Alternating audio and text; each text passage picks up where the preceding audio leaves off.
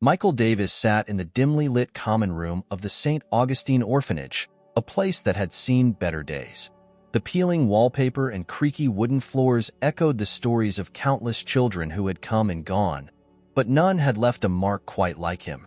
At just 9 years old, Michael felt the weight of the world on his small shoulders, an unbearable burden that began with the tragic loss of his parents in a car accident. Clutching a worn photograph of them, he traced the outlines of their smiles with trembling fingers, wishing desperately that he could feel their warmth just one more time. Around him, the other children played and laughed, their voices a cacophony that contrasted sharply with Michael's somber mood. He often watched them from a distance, his heart aching with longing. The orphanage was a chaotic world filled with fleeting friendships and the constant fear of abandonment. Today, however, the usual sounds of joy were overshadowed by an unsettling gloom, as whispers of the orphanage's impending closure circulated among the children. "Did you hear what Miss Jenkins said?" a girl named Lily asked, her eyes wide with fear. "They're going to shut us down. Where will we go?" Michael's heart raced at the mention of the director's name. Ms. Jenkins had been a steady presence in their lives, but even she couldn't save them from the harsh realities of budget cuts and dwindling donations. He glanced at the photograph again, an image of hope and love that seemed to mock his current situation. "I'll never find a home," he whispered to himself, the words heavy with despair. As the children's laughter faded into the background, Michael's mind raced with thoughts of what lay ahead. He had heard stories of other orphans being sent to foster homes, or even worse, separated from the only family they had known. The fear of being alone again gnawed at him like a hungry wolf. Just as he was lost in his thoughts, the door creaked open, and Ms. Jenkins stepped inside, her expression somber. "Children," she began, her voice trembling slightly, "I need to speak with you all." The room fell silent, and Michael's heart sank further. He could sense the weight of her words before they even came. "We have received notice from the city," Ms. Jenkins continued, her voice breaking. "The orphanage will be closing in 2 weeks." "I'm so sorry." The collective gasp of disbelief echoed through the room. Michael felt his breath hitch in his throat. He turned to see the shock mirrored in the faces of his friends. Some began to cry, while others stared blankly, as if processing the news was too painful to bear. Michael's heart raced with panic. Where would he go? Would he be alone again, without the comfort of his friends or the familiar walls that had sheltered him? In a quiet corner of the room, Michael overheard a couple of older boys whispering about Nathaniel Reed, a billionaire with a notorious reputation for being ruthless in business. "They say he was adopted too," one of them said. "Maybe he'll understand what it's like to lose everything." Michael's ears perked up at the mention of Nathaniel. He had heard whispers of the man's wealth and cold demeanor, but the thought that he might be able to relate to Michael's pain sparked a flicker of hope in his heart. If anyone could help him, perhaps it was someone like Nathaniel, who had faced his own struggles. As the news of the orphanage's closure settled in, Michael's mind began to race with possibilities. He imagined Nathaniel Reed as a distant star, someone so far removed from his reality, yet somehow connected by the threads of shared grief. Michael's small frame quivered with determination. He had to find this man. He had to make him see that he was more than just another charity case. He was a boy in desperate need of a family. Days passed, and the atmosphere in the orphanage grew heavier with each tick of the clock. The children were restless, and Michael found himself retreating to the solace of his thoughts, clinging to the photograph of his parents like a lifeline.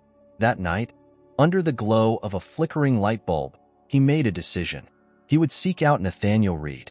If he had a chance, however slim, to find a path that led him away from the orphanage and back to a sense of belonging, he had to try. "Tomorrow," he whispered to the photograph, "I'll find him." The next morning, with a mix of excitement and dread swirling in his stomach, Michael set out on his quest. Clutching the photograph tightly in one hand, he navigated the bustling streets, feeling smaller than ever amidst the towering buildings and throngs of people. Determination fueled his steps, each stride bringing him closer to the unknown. As he approached Nathaniel Reed's mansion, Michael felt a sense of awe wash over him. The sprawling estate loomed before him, opulent and intimidating. a stark contrast to the dilapidated orphanage he had called home. Tall iron gates framed the entrance, and manicured hedges lined the path leading to the front door. Michael hesitated for a moment, the enormity of what he was about to do hitting him like a wave. Taking a deep breath, he stepped forward and knocked on the grand door, his heart thudding loudly in his chest. He waited, the silence stretching before him, until finally, the door creaked open. A tall, imposing figure stood before him. Nathaniel Reed himself, with sharp features and a gaze that seemed to pierce through the very fabric of Michael's being. "What do you want?" Nathaniel's voice was brusque, laced with impatience. He clearly had no time for a child at his doorstep. Michael swallowed hard, gathering his courage. "Mr. Reed, I'm Michael Davis. I need your help."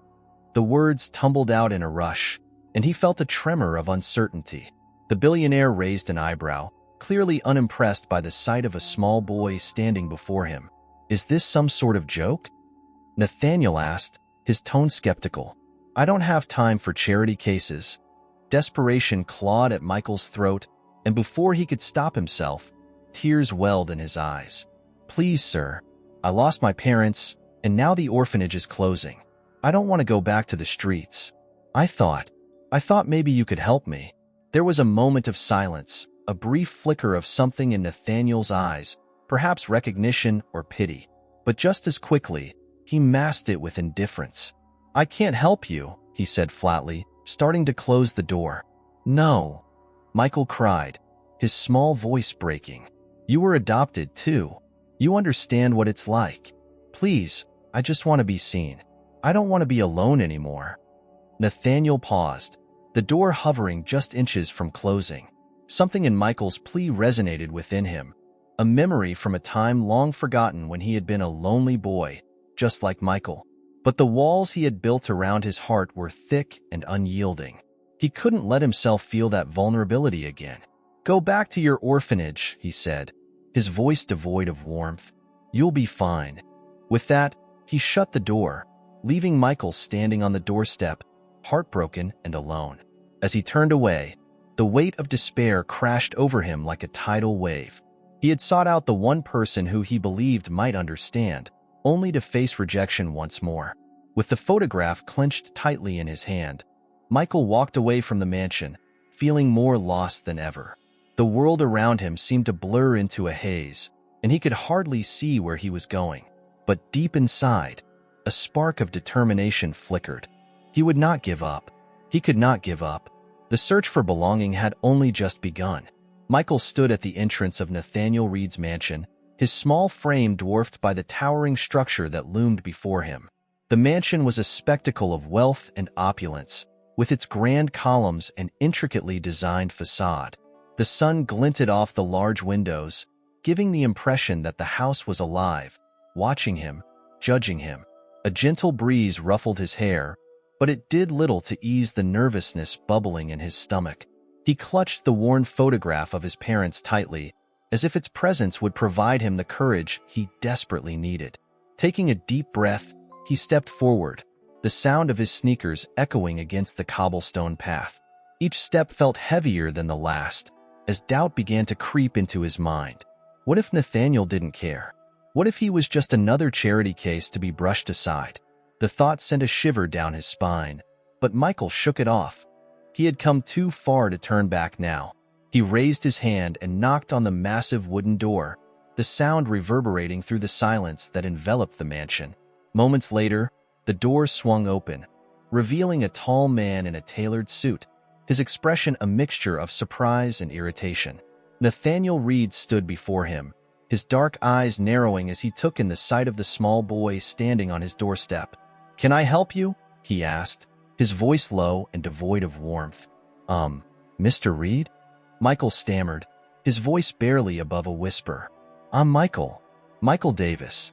I came to see you because I need your help." Nathaniel raised an eyebrow, skepticism etched on his face. "Help?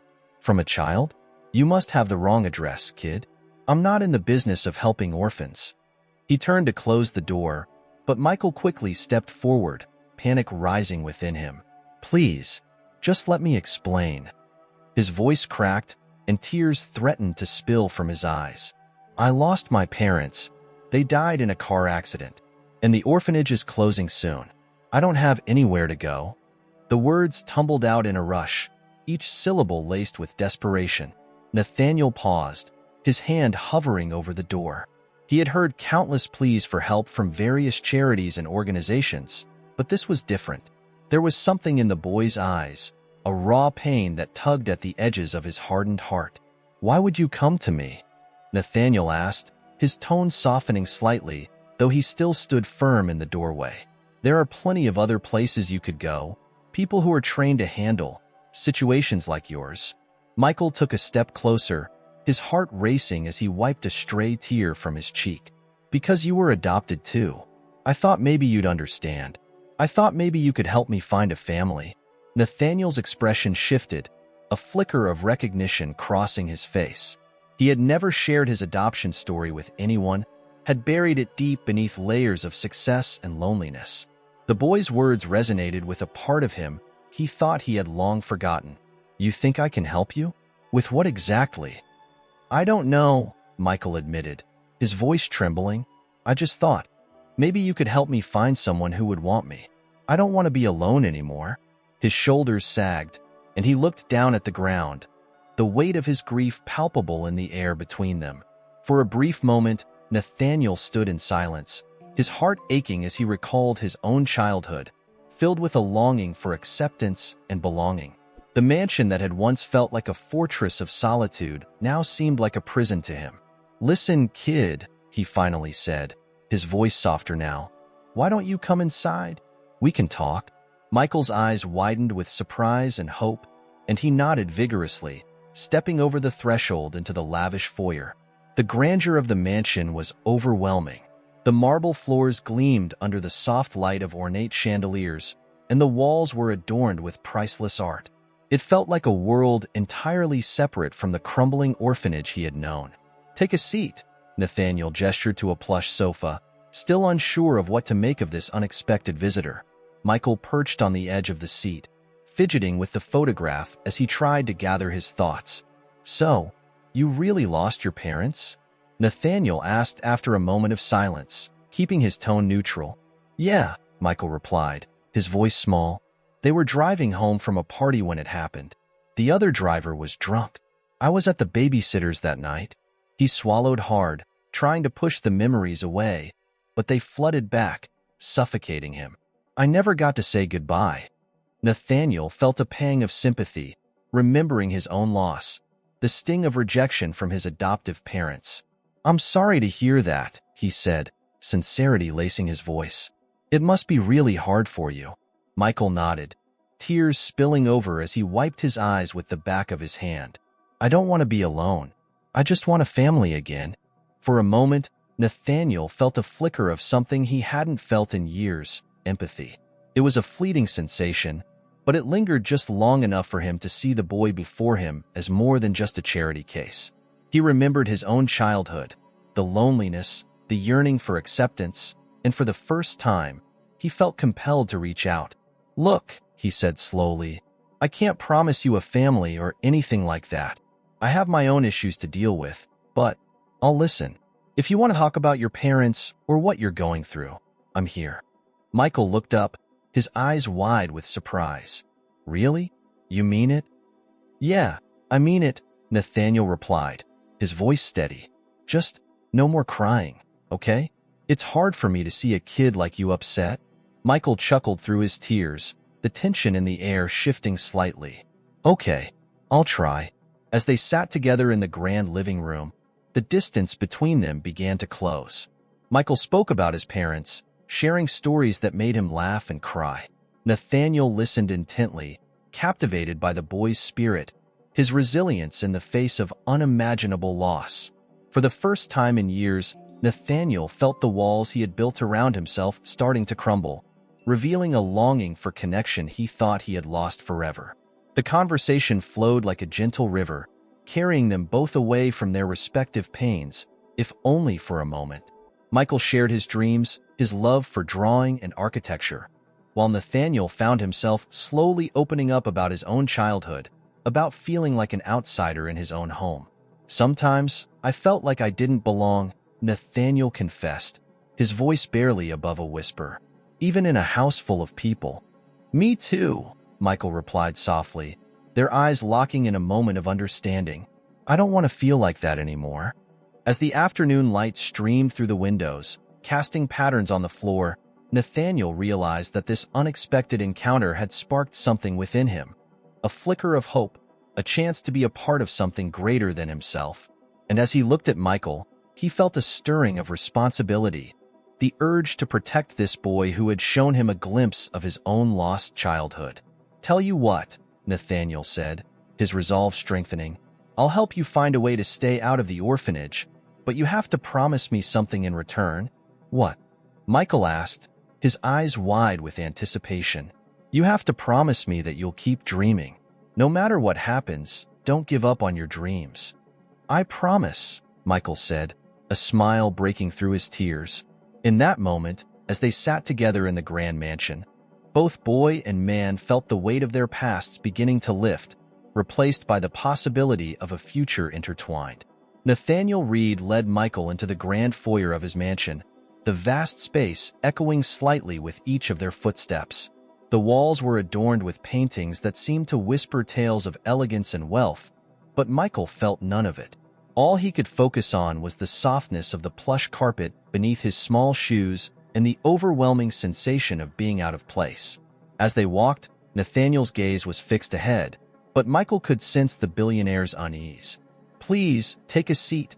Nathaniel gestured towards a large, ornate sofa that looked more like a throne than a place for casual conversation. Michael perched on the edge of the seat, his heart racing. Thank you, he stammered, glancing around the room, taking in the opulence. The crystal chandelier overhead, the marble fireplace, and the heavy drapes that framed the tall windows. It was all so beautiful, yet felt so foreign to him. Nathaniel settled into a chair opposite Michael, studying the boy. I'm not really used to visitors, he admitted, his voice low. Most people only come here for business. Michael nodded, fidgeting with the frayed edges of his shirt. I don't want anything. I just wanted to talk, he said, his voice barely above a whisper. Nathaniel leaned forward, intrigued. About what? Michael took a deep breath, clutching the photo of his parents tightly in his hand, as if it were a lifeline. About family. I lost mine. They died in a car accident. His voice trembled, and he looked down at the photo, the faces of his parents smiling back at him, forever frozen in time. I miss them so much. For a moment, the room was silent. Nathaniel felt a pang of empathy, a sensation he had long since buried beneath layers of success and solitude. I can't imagine what that's like, he said softly, his thoughts drifting back to his own childhood, to the memories he had tried to forget. My adoptive parents, they never really accepted me. Michael looked up, surprised. You were adopted? Yes, Nathaniel replied, a shadow crossing his face. I was taken in by a couple who already had children. I always felt like an outsider, like I didn't belong. He paused, considering his words. It's strange, isn't it? To be surrounded by people and still feel completely alone. Michael nodded, feeling a connection forming between them, a bond built on shared pain. I don't want to be alone anymore. I just want a family. Nathaniel's heart tightened at the honesty in the boy's voice. And what would that family look like for you?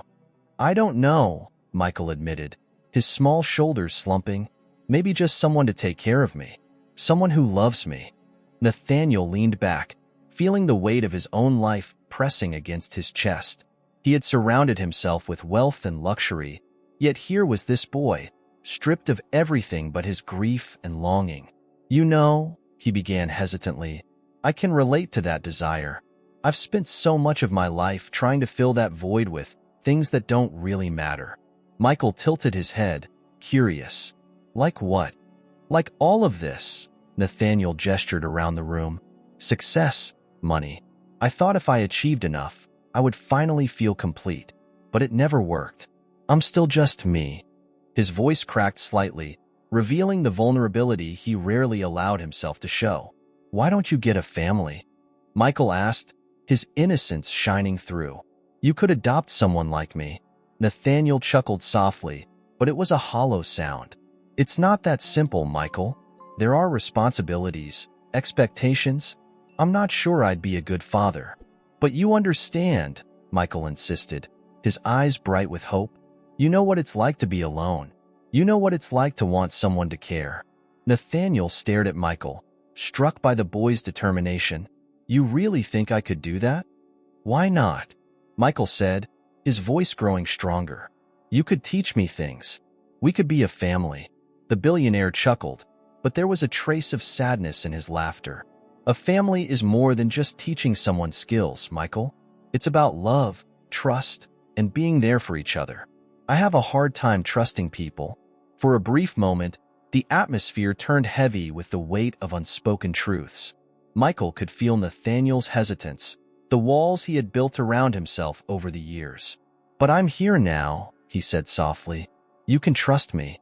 Nathaniel's gaze softened as he absorbed the boy's words. You're brave, you know that? Michael shrugged, a shy smile forming on his lips. I just want to find someone who cares. I don't want to go back to the orphanage. They're closing it soon, and I don't know what will happen to me. The mention of the orphanage stirred something deep within Nathaniel. He could remember the feeling of being unwanted, of being cast aside like a forgotten toy. What if I told you that I could help you? That I might know a way to keep that from happening? Michael's eyes widened with surprise and hope. Really? You would help me? Nathaniel hesitated, contemplating the implications of his words. I can't promise anything, but I can look into it. Maybe there's a way for you to stay out of the system. Thank you, Michael exclaimed, his excitement palpable. You don't know what this means to me. Nathaniel smiled faintly, but inside, he grappled with the reality of his offer. He had spent years building walls around his heart, and now here was this boy, ready to shatter them all with his simple desire for belonging. You know, Michael, Nathaniel said slowly, sometimes the things we want most are just out of reach. It's hard to let people in. I understand, Michael replied, his voice earnest. But sometimes, you have to take a leap of faith. If you don't, you might miss out on something amazing. Nathaniel stared at him, struck by the wisdom in the boy's words. You're wise beyond your years. Maybe. Or maybe I just know what it's like to be alone, Michael said quietly, his expression turning serious. I just don't want to be alone anymore. The billionaire felt a knot tightening in his chest, a realization dawning upon him. He had spent his life chasing after success, thinking it would fill the void within him.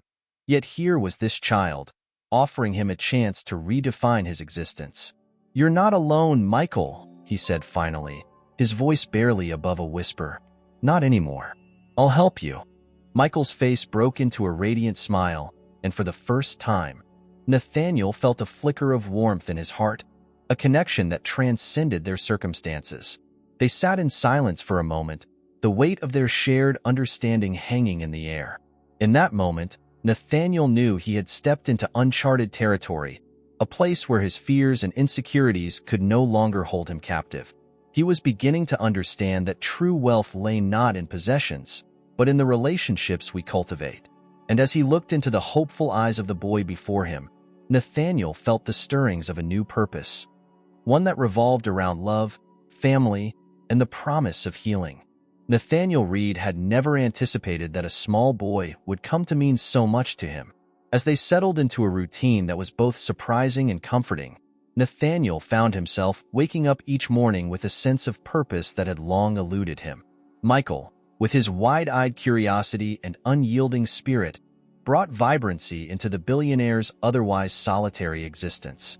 One sunny Wednesday afternoon, Nathaniel decided to take Michael to his office, a sprawling glass and steel structure that towered over the cityscape. He had always preferred the quiet of his mansion, but he thought it would be good for Michael to see where he worked. As they stepped into the lobby, the boy's eyes widened in awe, reflecting the grandeur of the space. The high ceilings, polished marble floors, and the air thick with ambition were unlike anything Michael had ever experienced. Wow, is this where you make all your money? Michael asked, his voice filled with excitement. Something like that, Nathaniel replied, a hint of amusement in his tone. But it's not just about making money, you know? It's about building something that lasts. As they walked through the halls, Nathaniel introduced Michael to his employees, who greeted the boy with warm smiles. The atmosphere was lively, filled with the sound of ringing phones and animated discussions. Nathaniel felt an unusual sense of pride as he saw Michael taking it all in, absorbing the energy around him. "Do you think I could work here one day?" Michael asked, glancing up at Nathaniel. "Of course. You can do anything you set your mind to," Nathaniel encouraged, remembering his own struggles to find acceptance and a place in the world. The two of them eventually settled in Nathaniel's spacious corner office, which offered a breathtaking view of the city. Nathaniel sat behind his large mahogany desk while Michael perched on the edge of a chair, swinging his legs excitedly. "Can I see what you're working on?" Michael asked, peering over at the stacks of documents and blueprints spread out before Nathaniel. "Sure," Nathaniel said, shifting a few papers aside. "This is a project we're developing, a new community center. It's all about creating spaces for people to connect, kind of like a home for everyone in the neighborhood." Michael looked at the blueprints, his brow furrowing in concentration. "Why do you want to build a community center?" he asked, genuinely curious. "Because I believe everyone deserves a place where they feel they belong," Nathaniel replied, his voice softening. "I didn't have that growing up, and I want to change that for others." Michael's eyes sparkled with inspiration. "Maybe it could have a playground, and a library, and a place for art," he exclaimed, his imagination running wild. Nathaniel chuckled, enjoying the boy's enthusiasm. "Those are great ideas, Michael. Why don't we work on it together? You can help me design it." "Really? You mean it?" Michael's voice was a mixture of disbelief and joy. "Absolutely. I could use a partner like you," Nathaniel said, feeling a sense of warmth blossoming in his chest.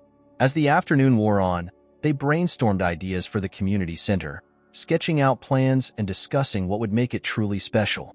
Nathaniel found himself laughing more than he had in years, his heart lighter than it had been since Michael entered his life.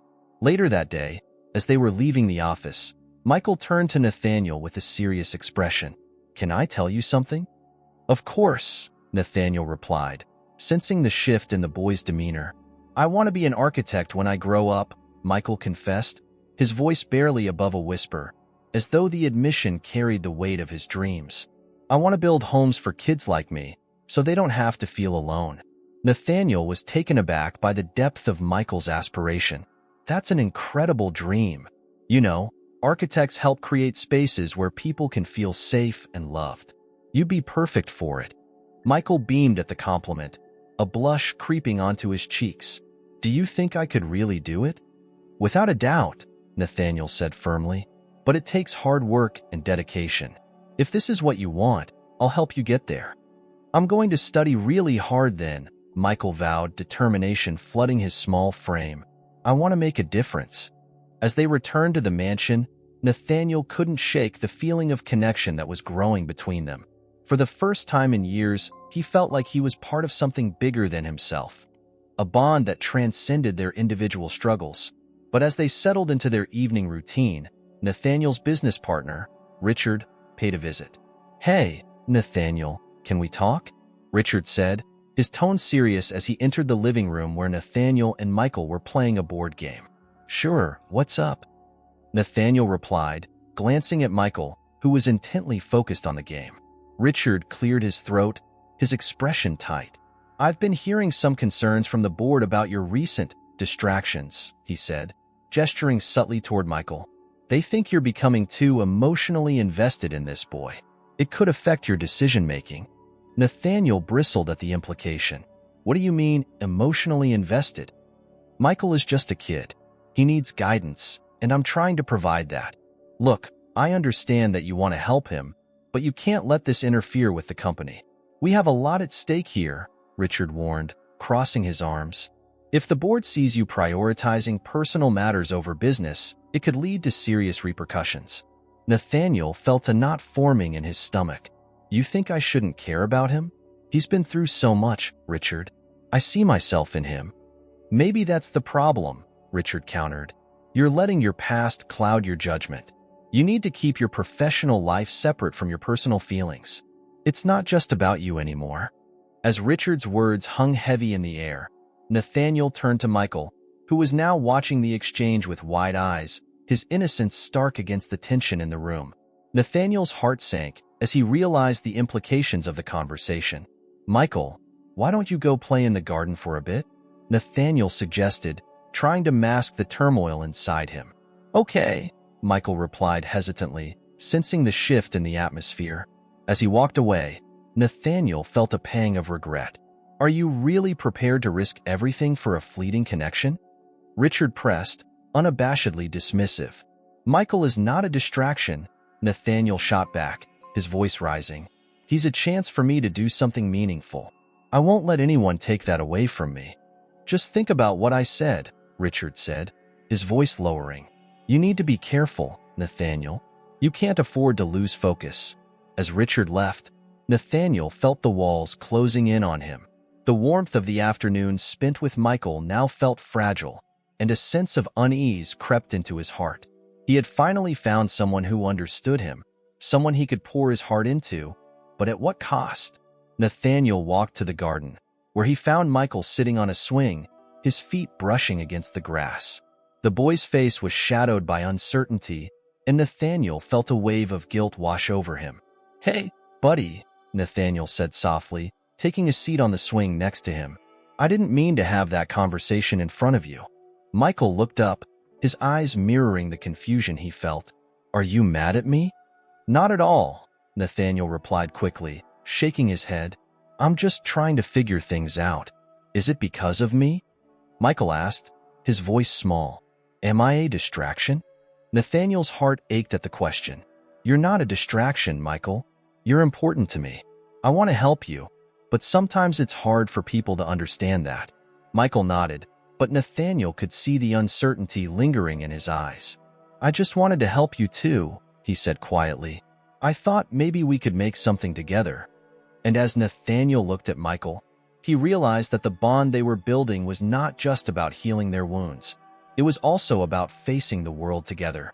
But now, with the weight of Richard's words pressing on him, he feared that their newfound connection might be threatened before it truly had a chance to grow.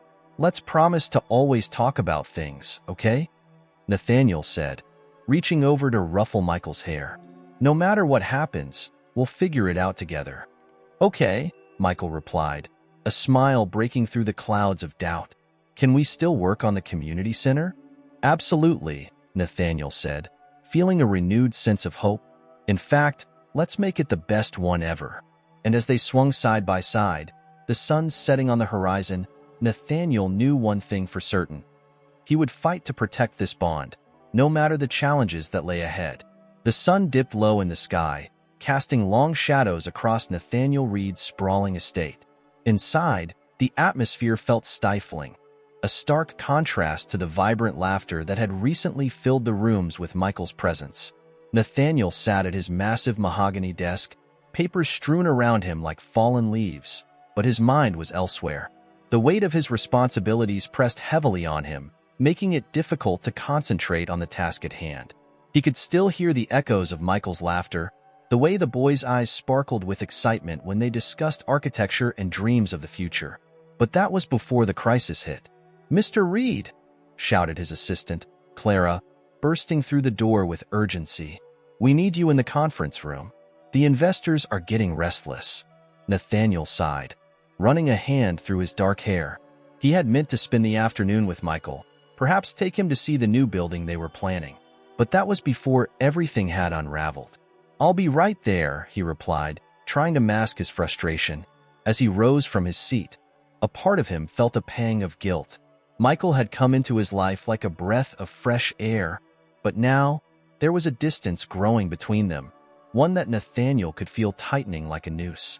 In the conference room, the atmosphere was tense. Several stern-faced investors stared at him expectantly, their impatience palpable. Nathaniel forced a smile, attempting to project confidence despite the turmoil inside him. "Thank you all for coming," he began, but his thoughts drifted back to Michael. He could picture the boy sitting in the library, flipping through the pages of a book, his brow furrowed in concentration. "Mr. Reed," one of the investors interjected sharply, "we need to discuss the upcoming project. If we don't see some results soon, I'm afraid we'll have to reconsider our partnership." Nathaniel nodded, trying to focus on the numbers and projections being thrown his way. "Yes, I understand. We're on track." But the words felt hollow in his mouth. As the meeting dragged on, he stole glances at his watch, willing the time to move faster. Each tick echoed the growing anxiety in his chest. He had promised Michael they would do something special today, and now it felt like a promise he was about to break. Meanwhile, Michael was back in the mansion's library, feeling more like a ghost than a guest. He had spent hours trying to immerse himself in the books around him, but the words blurred together. The silence felt oppressive, and he couldn't shake the feeling of abandonment that clawed at his heart. He had been so excited to spend time with Nathaniel, to share his dreams and ideas, but now it seemed like the world had shifted, leaving him stranded on the sidelines. "Maybe I'm just a distraction," he muttered to himself, clutching the worn photo of his parents tightly.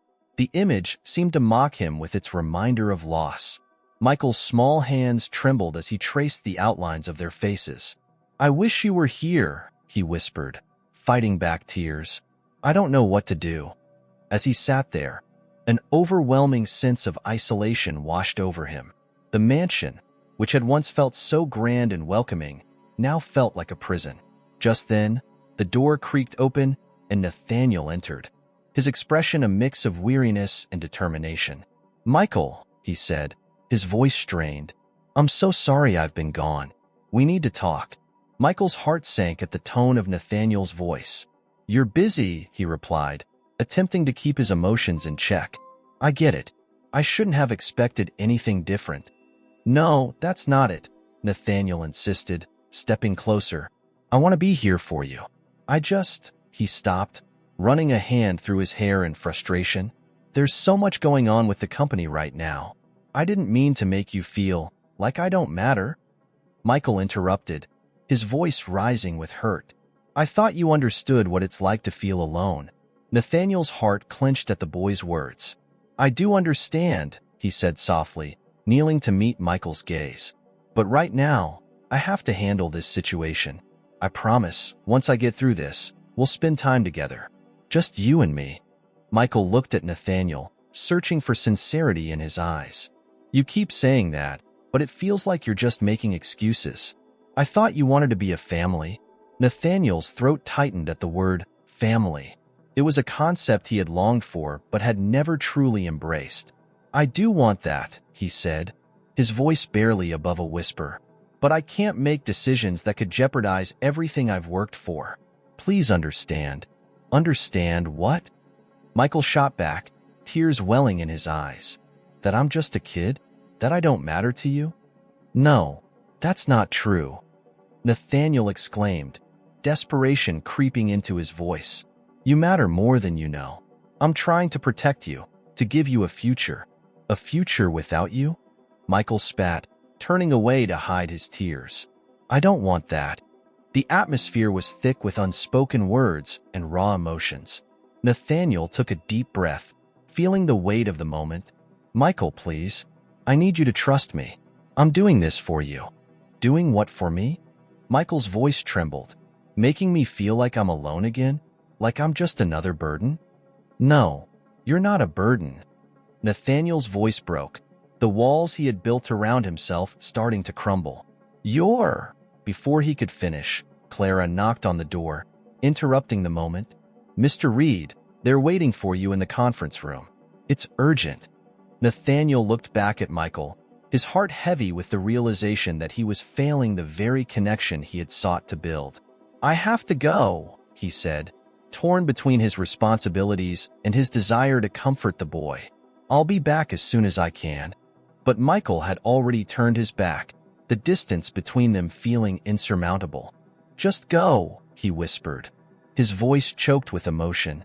"I'll just be here alone." Nathaniel hesitated, the weight of his decision pressing down on him. "Michael, please, just go," Michael shouted, the pain in his voice cutting through Nathaniel like a knife. With that, Nathaniel left the room, the door closing behind him with a soft click that felt like a finality.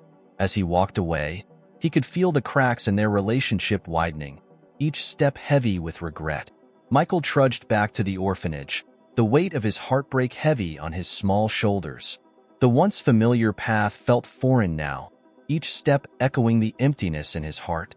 The sun was dipping low in the sky, casting long shadows across the cracked pavement, and as he reached the entrance of the worn building, his eyes filled with tears. The laughter of the other children faded into the background as he pushed the door open, the creak of the hinges all too reminiscent of his own sorrow. Inside, the atmosphere was thick with uncertainty. The usual chatter of the children was replaced by a nervous energy, and Michael's heart sank further when he spotted Miss Jenkins, her face pale and drawn, speaking earnestly with one of the board members. He could sense that something was terribly wrong, and dread pooled in his stomach. "Michael," Miss Jenkins called out, her voice trembling slightly. He felt a chill run down his spine as he approached her. "Could you come here for a moment?" He nodded, apprehension knotting in his stomach. "What's happening, Miss Jenkins?" he asked, trying to keep his voice steady. The director took a deep breath, her eyes glistening with unshed tears. "I received notice today. The orphanage will be closing permanently in just a few days. The state has decided that they can no longer support us, and we have to find placements for all the children." Michael's world tilted on its axis.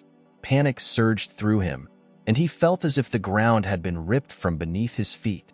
"No, but what about me? What about the others?" His voice cracked, the reality of his situation hitting him like a cold wave. "I'm so sorry, dear," Miss Jenkins said, her voice thick with emotion. "I wish there was more I could do. We're working to find homes for everyone, but it's just so complicated." He stood there, frozen, as the reality of being uprooted yet again enveloped him. The orphanage, despite its flaws, had been his home, a place where he had forged bonds, shared laughter, and found solace among other children who understood his pain. Now, it was all slipping away.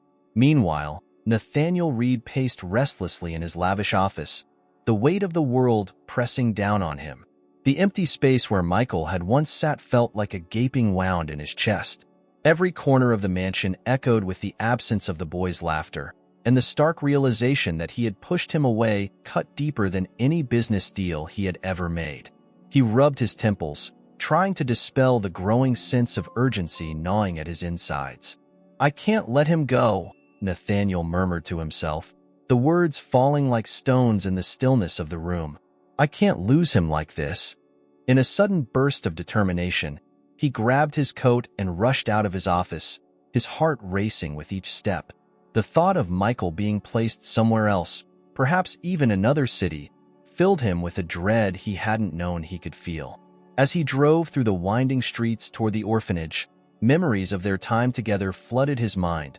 The laughter, the shared dreams, the connection that had formed so unexpectedly. He had allowed the pressures of business to overshadow what truly mattered, and now he feared it was too late.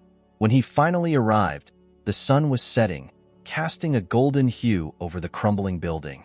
He leaped out of the car and dashed toward the entrance, his breath coming in quick gasps. Nathaniel paused for a moment, taking in the sight of the orphanage, a place filled with so much history and heartache. He pushed the door open and stepped inside, immediately sensing the change in atmosphere. The children were gathered in small clusters, their faces painted with worry, and Michael was nowhere to be seen. Nathaniel's heart raced as he approached Miss Jenkins, who stood with her arms crossed, her expression grave. "Miss Jenkins, where's Michael?" he demanded, urgency lacing his voice. She looked up, her eyes widening with surprise. "Mr. Reed, he's in the back, I believe." He took the news hard. Nathaniel nodded and hurried through the narrow hallway, his heart pounding fiercely in his chest. He pushed open the door to the common room and found Michael sitting on a tattered couch, his small frame curled up tightly, staring blankly at the wall.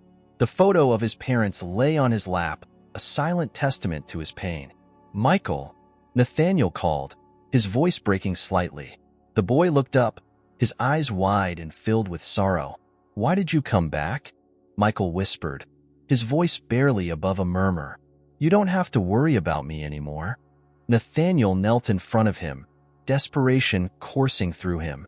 "That's not true. I do care, Michael. I care more than you can imagine." Michael's gaze fell back to the photo, his fingers tracing the edges. "But you're a busy man, and I'm just a kid from an orphanage. You don't have to pretend to want me in your life." "No, listen to me," Nathaniel said, leaning closer, urgency tinging his words. "It's not pretending. You're not just a kid to me. You're—" Suddenly, a conversation from the hallway caught his attention.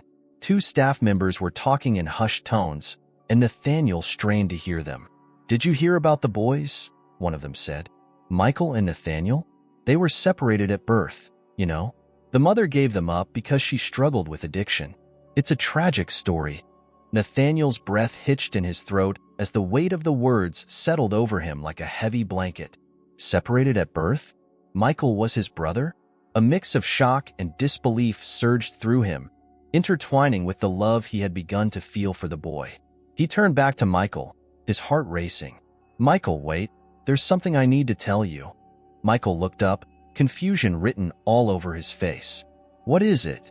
Nathaniel took a deep breath, the pieces of his life clicking into place. "I think we're more connected than we ever realized. I just overheard something about us being brothers." The boy's eyes widened, disbelief mixing with hope. "What? That can't be true. I don't know all the details yet, but if it's true, that means we're family, Michael. I won't let you go. I promise to protect you, to give you the family you deserve." Tears filled Michael's eyes as the enormity of the revelation washed over him. "You mean I'm not alone anymore?" "No," Nathaniel replied, his voice steady, filled with conviction. "You're not alone. You have me, and I'm not going anywhere. We'll figure this out together." In that moment, something shifted between them. The fear, the uncertainty, and the heartache began to dissolve, replaced by a burgeoning sense of belonging. Michael launched himself into Nathaniel's arms, and for the first time, they both felt the warmth of a family, a bond that transcended the pain of their pasts. As they stood there, enveloped in a fierce embrace, the future loomed before them, filled with unknown challenges, but also with newfound hope. Together, they would navigate the complexities of their lives, no longer as strangers, but as brothers determined to find their way back home. If you enjoyed this heartwarming story about overcoming challenges and family love, don't forget to like the video, comment on what touched you the most, and subscribe to the channel. Stay tuned for our next exciting story.